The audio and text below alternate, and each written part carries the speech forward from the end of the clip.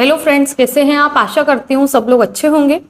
आज की इस वीडियो में हम बात करेंगे कि क्या डुफास्ट्रोन या डाइड्राबुन टैबलेट को हम पीरियड लाने में यूज़ कर सकते हैं। क्या इसको लेने के बाद में हमारे पीरियड्स आ जाते हैं या फिर इसको लेने के बाद में पीरियड आने में कितना समय लगता है। इसी के बारे में इस वीडियो में विस्तार से जानेंगे, तो वीडियो को पूरा देखें।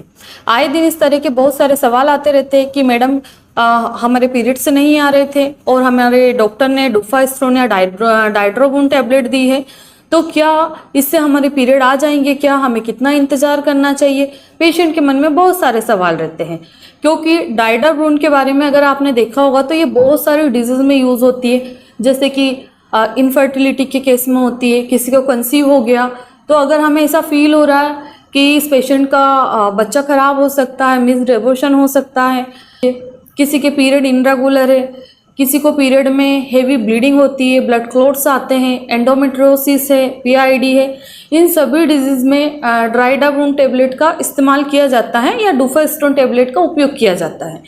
ये काफ़ी एडवांस टैबलेट होती है जो कि जनरली जैसे रेजिस्ट्रोन, प्रोजेस्ट्रोन, इन सब से काफ़ी हाईएस्ट ड्रग रहता है और इसके काफ़ी इफ़ेक्टिव रिजल्ट रहते हैं।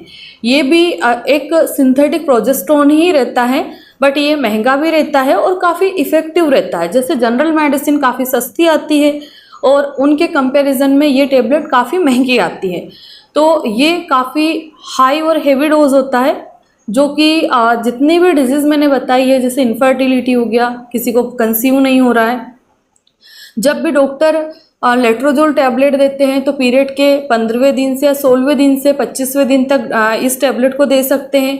किसी को एससीजी के इंजेक्शन लग रहे हैं और कहीं हमें ऐसा लगता है कि अभी इनको कंसीव हो सकता है, तो एंडोमेट्रियम की लाइनिंग बराबर बनाने के लिए और जो बच्चा ठहरे उसको बराबर पोषण मिले, एबॉर्शन ना हो, फिर से ब्लीडिंग स्टार्ट ना हो, उन केसेस में भी इस टैबलेट का इस्तेमाल किया जाता है। यानी कि डॉक्टर अपने एक्सपीरियंस के अकॉर्डिंग इस टैबलेट को बहुत सारे डिजीज में इस्तेमाल करते हैं।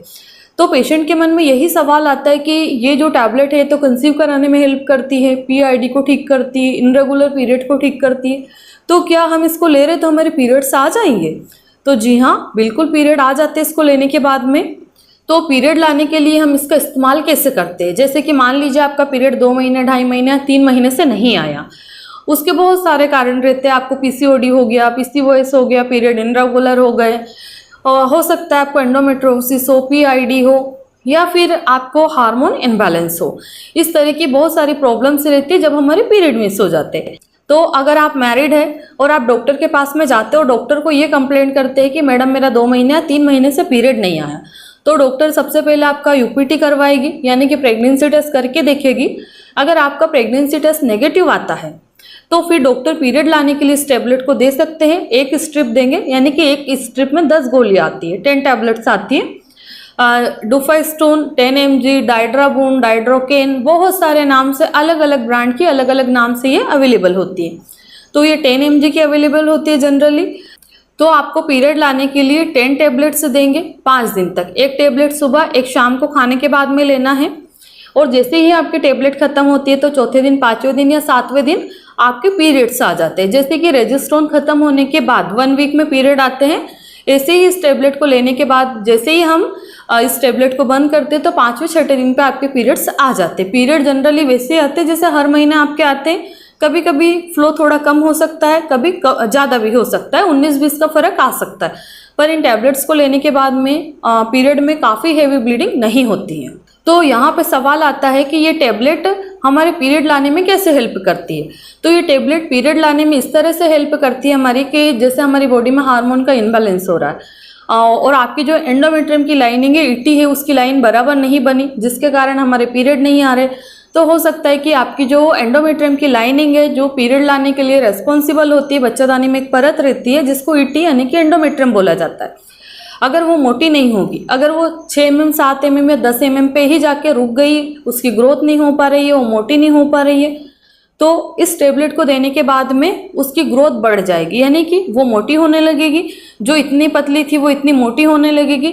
जैसे ही 14, 15, 16 mm पे एंडोमेट्रियम की लाइनिंग मोटी होगी, उसके बाद हम इस टैबलेट को बंद कर देते हैं, यानी कि 5 दिन में इतनी ग्रोथ हो जाती है। और जैसे ही हम टैबलेट बंद करते हैं तो जो लाइन मोटी हुई है वो वापस से अपनी जगह से टूटना यानी कि शेड ऑफ होना स्टार्ट हो जाती है।